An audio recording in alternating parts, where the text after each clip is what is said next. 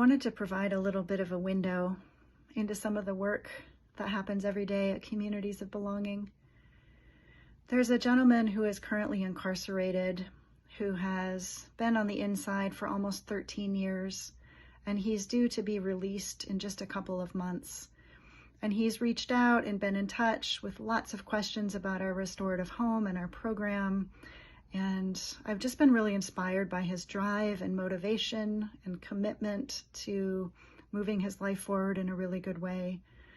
He has plans of starting school at South Seattle Community College this fall.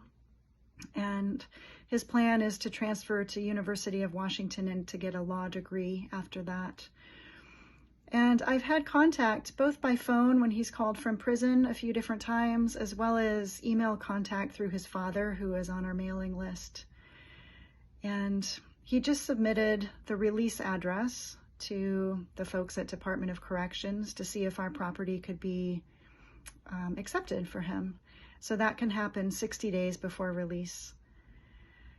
Just yesterday, I got a phone call from this young man's father, and he was super disappointed and really distressed. And he said that his son had just received classification, that he will be classified as a level 3 sex offender. So for those that don't know, folks with a sex offense are legally classified in 3 different levels.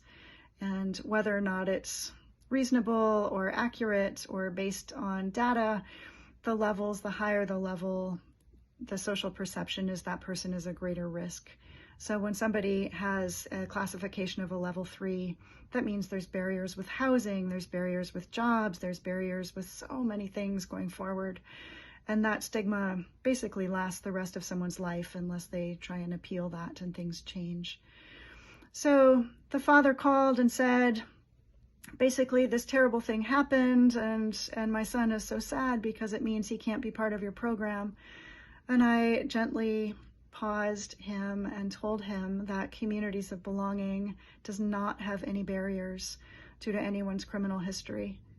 And in fact, that was a driving force of why our organization was created, that we don't want to be one more barrier for folks. We want folks to be able to come in and feel love and welcome and support and connection.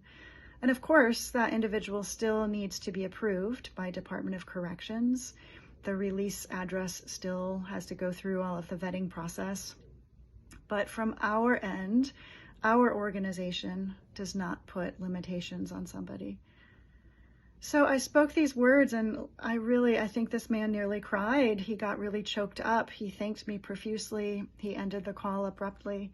And this morning I received an email from the son, from prison, just thanking me and Communities of Belonging for this orientation, that there could still be a place for him. And it was just, I feel really proud of the work that we do. And it is important. It's important that there's a place for everybody. So thank you for your support.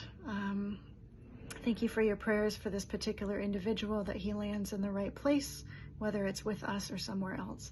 But it really does matter.